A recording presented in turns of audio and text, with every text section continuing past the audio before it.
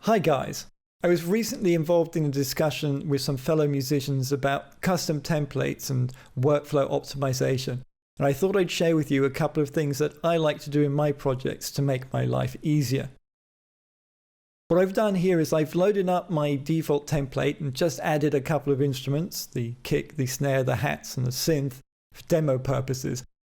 I tend to start with a pretty bare bones template because I tend to make a lot of genres and adding instruments and buses really doesn't make any sense to me. But there's a few things I like to do in every single project, so I'm going to talk about those today. The first thing I like to do is to put span, which is a spectrum analyzer, on my current channel.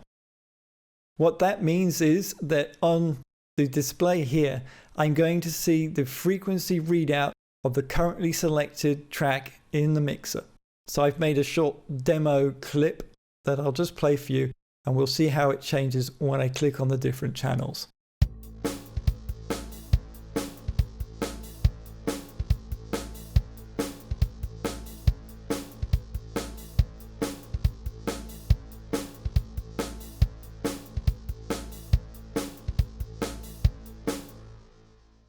Now I'm just using the default settings in span in this case, which seem to work perfectly fine for this purpose. But I've got another instance of span here on the master channel, and that's got quite different settings.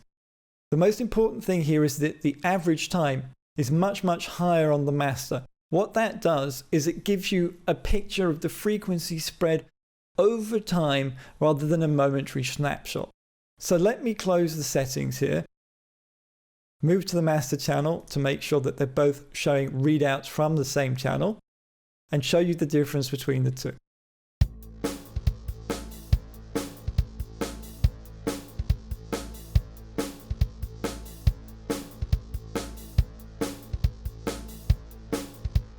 So what you can probably see is that the instance of span here on the master channel is taking a lot longer for the peaks to go down, and is presenting us with much more of a picture of what's happening over a longer period of time.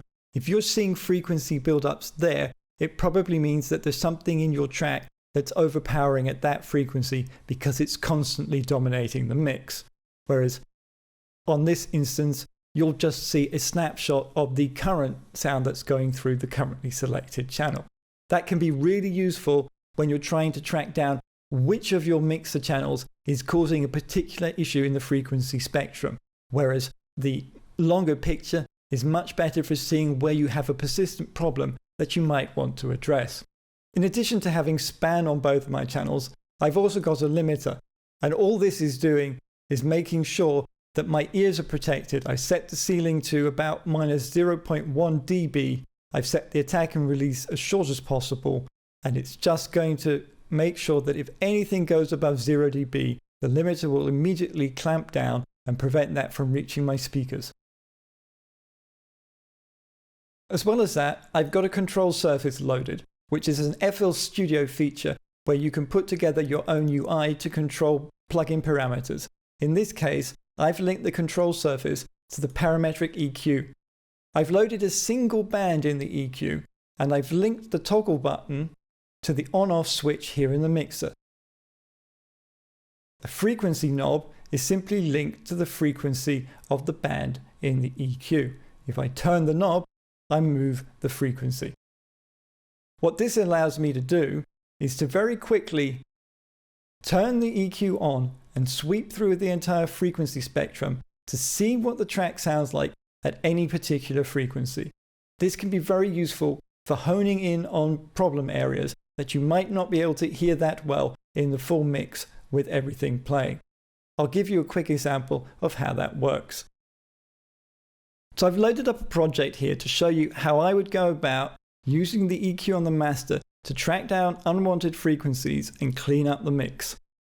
Now if you look at my master channel, you'll notice that I have extra effects loaded, but most of them are just for this song and are irrelevant. The important things are that there's an instance of span here on the current channel, that's this one here. And on the master channel, I've got my control surface, that's linked to the parametric EQ. I can simply toggle it on and off, a limiter to protect my ears, and another instance of span here that's going to show us the overall frequency content of the track as it's going through the master. So let's take a listen to the song and see how it sounds. 5 minutes later, and I'm back in the main street. There's a fucking riot going down here. They're throwing. So if you've been looking at the spectrum analyzers, you probably saw that there's a big hump here somewhere from about 2K to maybe 6K that suggests there's probably a bit of an issue here. So let's engage the EQ on the master, sweep through the frequency spectrum, and see if we can find something that we don't like the sound of. 5 minutes later, and I'm back.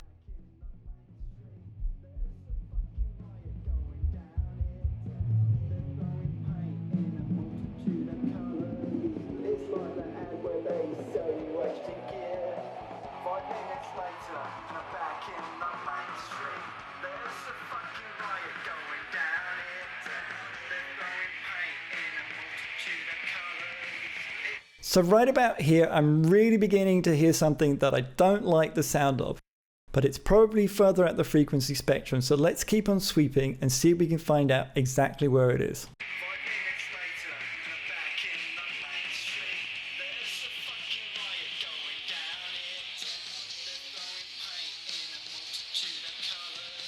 Do you hear that sort of whistling sound? I think it's coming from one of the guitars, but let's keep on sweeping and find out where it ends.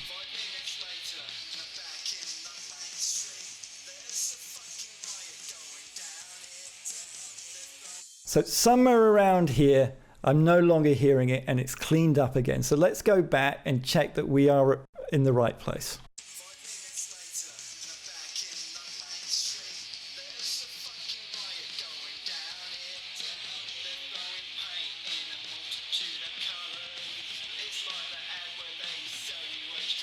So I think it's pretty much exactly here, the center of it. So about 3.5K. Now the next step is of course to try and figure out which of the tracks is to blame. And the easiest way I find of doing that is to simply mute the ones that you think might be to blame and see if the issue goes away.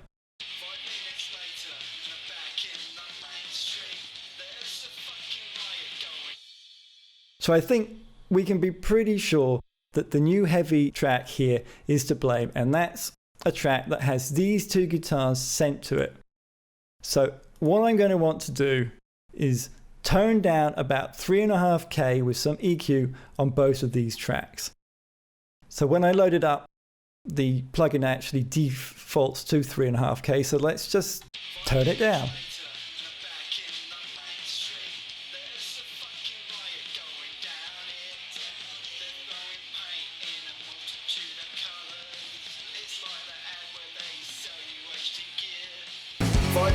Later, and I'm back in the Yeah, it's still there.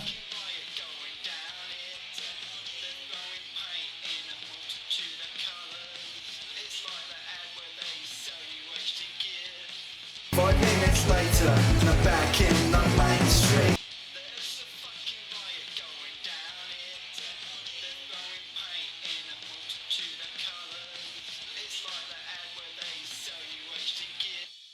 So to my ears, that's sounding a lot better. Let's turn the EQ off, give it another listen, see what we think.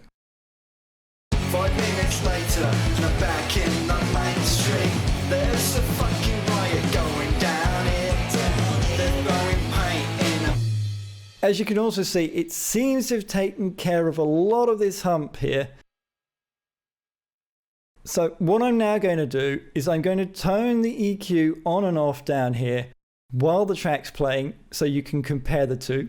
And then I'll put the EQ on the master back on, and then you really should be able to hear the difference. 5 minutes later, and I'm back in the main street. There's a fucking riot going down here. They're throwing paint in a multitude of colours. It's like the ad where they sell you HD gear. 5 minutes later, and I'm back.